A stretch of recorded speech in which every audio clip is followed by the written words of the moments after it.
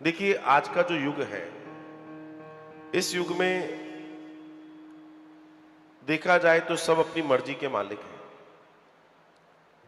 या ये कह लीजिए, जब तक जिसको जिसकी माननी है तब तक मानेंगे, तो ये भी मर्जी ही है। और जब तक नहीं माननी है ठीक है, जब नहीं माननी है तो नहीं माननी है, तो ये भी मर्जी है। तो इस पूरे सूत्र में एक बात समझने की है, जो जानने की बात है, वो ये कि सब अपनी मर्जी की कर रहे हैं। करो, कोई बुराई नहीं है, लेकिन उसमें नीति, बुद्धि, विवेक और धर्म को जोड़कर जरूर चलना, तो जीवन धन्य हो जाएगा।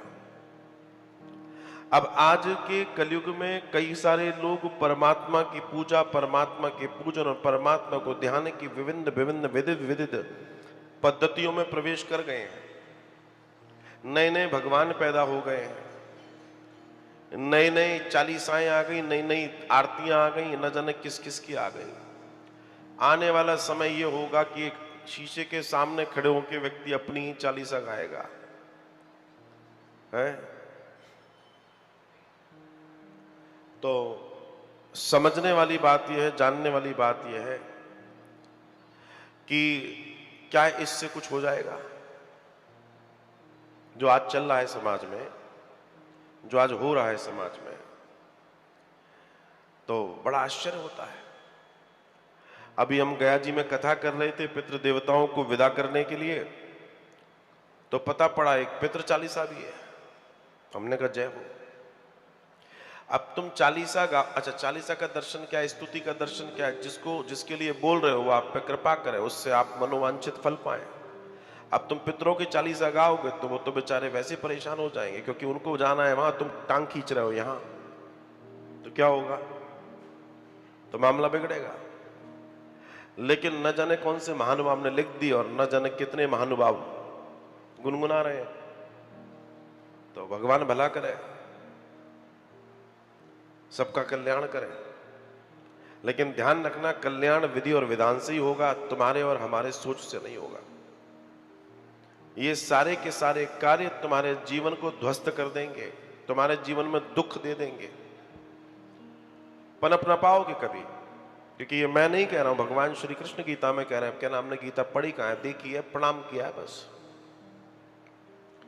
या किसी गुरु के सानिध्य में पढ़ी और जानी होती तो बात अलग होती। सकाम भाव से पितरों को पूज रहे हैं, तो पूजो। उनकी मूर्तियां, उनकी जगह, उनके स्थान दे रहे हैं तो करो। भगवान ने स्थान उनको वहां दिया, तो भगवान से बड़े हो गए, तुम घरों में दे रहे हो, तुम भगवान से भी बड़े हो।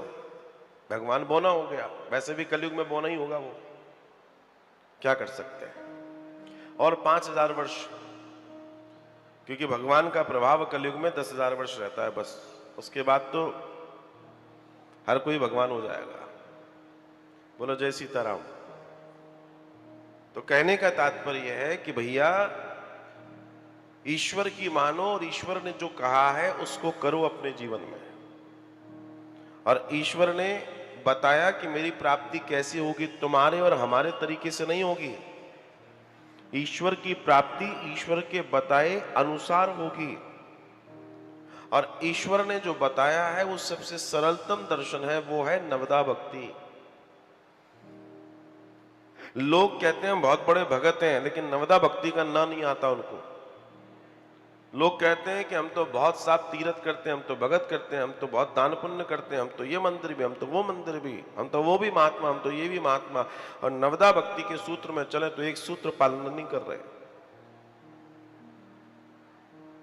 तो भगवान कैसे मिलेंगे? और फिर कह रहे हैं भगवान मिल जाए, फिर कह रहे हैं भगवान मिल जाए। कैसे संभव है?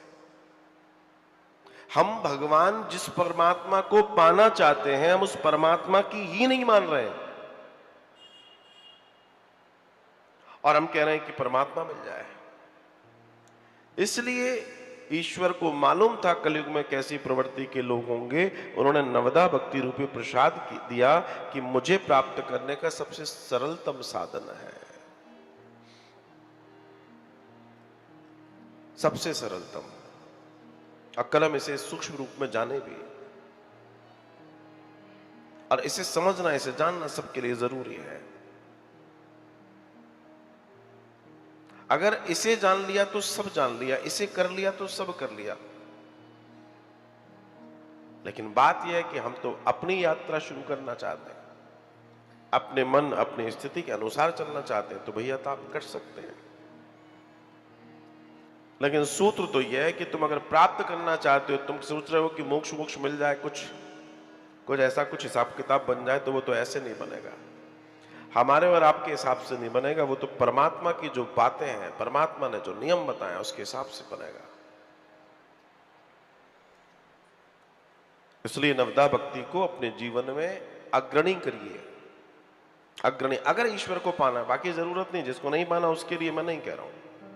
अगर ईश्वर प्राप्ति मोक्ष प्राप्ति की छोटी मोटी भी इच्छा है आपको, तो थोड़ा सा आपको बैलेंस तो करना पड़ेगा। अगर कहीं भी भटक जाओ जीवन में, लगे कि कुछ, तो बस इन, आपके भाषा में कहूं तो इन 9 लाइनों को पढ़ लेना, इस नवदा भक्ति को पढ़ लेना। मेरी दृष्टि में ये 9 पायदान की वो सीढ़ी है जिस पे चढ़कर आप उस परम परमेश्वर तक पहुंच सकते हो। ये नवदा भक्ति दरअसल 9 पायदान की सीढ़ी है। अब इस सीढ़ी में 2 चीजें होंगी, या तो आप चढ़ पाओगे या वो उतर के आएंगे। भक्त के पास ऊपर जाने की स्थिति नहीं है। ऊपर तो तभी जाएगा जब राम नाम सत्य हो जाएगा, और तब जाके होगा क्या। तो भक्ति को इतना प्रगाढ़ किया जाए कि इस नवदा भक्ति की 9 पायदान की सीढ़ी से परमात्मा अवतरित होकर नीचे आ जाए, उसका अवतरण हो जाए। क्योंकि ये सीढ़ी मतलब अवतरणिका, अवतरणिका से जो नीचे आ रहा है वो अवतरित हो रहा है, और जो अवतरित हो रहा है उसे ही अवतार कहते हैं।